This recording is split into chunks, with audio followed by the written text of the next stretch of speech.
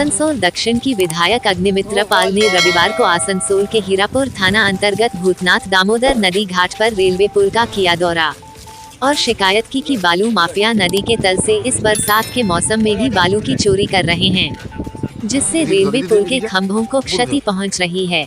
ऐसे में कभी भी बड़ी दुर्घटना घट सकती है। दूसरी ओर खुलेआम अवैध रूप से बालू का खनन जारी है। विधायक अग्निमित्रा पाल ने आरोप लगाया कि सत्तारूढ़ तृणमूल कांग्रेस ने बालू माफिया को दामोदर नदी से बालू चोरी करने की खुली छूट दे दी है। पुलिस प्रशासन मौन धारण करके बैठी हुई है। दामोदर नदी और नदी किनारे से बालू खनन के कारण आसनसोल शिल्पांचल में पीने का पानी की समस्या उत्पन्न हो गई है और पुल क्षतिग्रस्त हो रहा है। इस संबंध में तृणमूल नेता सह पार्षद अशोक रुद्र ने कहा कि अवैध या वैध रूप से बालू की खनन ये तो प्रशासन भी बोल सकती है।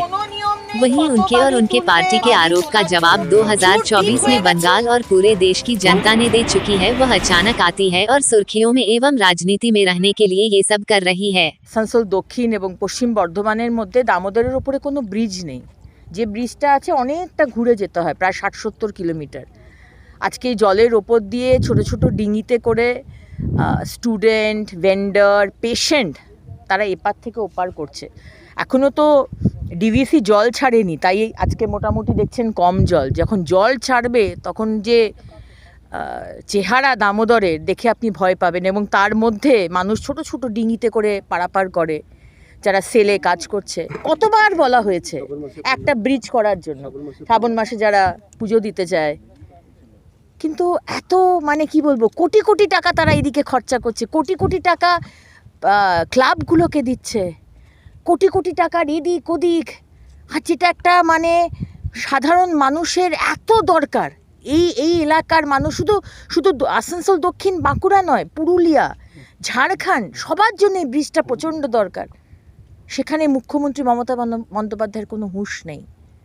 তিনি বলছেন তিনি তিনি বলেই দিয়েছেন তিনি করতে পারবেন না। এদিকে আমাদের মন্ত্রী মলয় ঘটক মাঝখানে বলে দিলেন যে না, প্রজেক্ট স্যাংশন হয়ে গেছে, ব্রিজ নাকি হবে। মানে সম্পূর্ণ অসত্য কথার উপর এই দলটি চলছে। এই যে বালিটা তোলা হচ্ছে, বর্ষাকালে তো তোলা যায় না, কিন্তু কোন নিয়মেই ড্রেজিং চলছে, কোন নিয়মে? আজকে যে কোম্পানি ড্রেজিং করছিল, রেশমি ড্রেজিং কোম্পানি, আমরা দেখলাম তৃণমূলের দুটি ছেলে তাকে পিষে দিয়ে ট্রাক চলে গেল। মানে কিরম হতচ্ছাড়া দল দেখুন, আর হতচ্ছাড়া কোম্পানি। দুটো চেক দিল ওই তৃণমূলের পরিবারকে, 3 লাখ না 4 লাখ টাকা, সেই চেকটাও বাউন্স করলো। ওই পারে আমাদের একটা বুড়ো মানুষ, তাকে রাস্তা দিয়ে যাচ্ছিল, তাকে চিপে দিয়ে চলে গেল এই বালির ট্রাক। মানে কোনো অ্যাকাউন্টেবিলিটি নেই। আজকে সরকারের জন্য কাজ করছে এই রেশমি ড্রেজিং কোম্পানি, যদি সে এখনও করে থাকে আমি জানি না এখন করছে কিনা।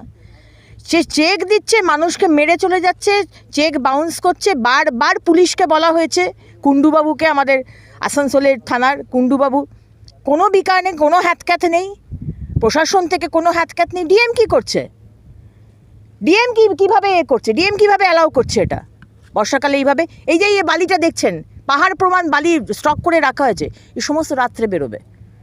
সকালে সব চুপচাপ, রাত্রে আপনি এখানে আসবেন, দাঁড়াবার জায়গা পাবেন না। ট্র্যাক্টর, ট্রাক, চুরি মানে খোলা আম চুরি। মমতা ব্যানার্জি বুঝে গেছেন 26 অবধি আমার সময়, যত পারো চুরি করে নাও, 26-এর পর তো মোদী সরকার আসবে, আর তো কিছু করতে পারবে না। তাই পরিবেশ, নদী, গাছপালা শেষ করে দাও, কেটে কেটে তছনছ করে চুরি করে শেষ করে নাও, শুধু টাকা রোজগার করো। এই হচ্ছে তৃণমূল। এটা প্রশাসনকে জানান।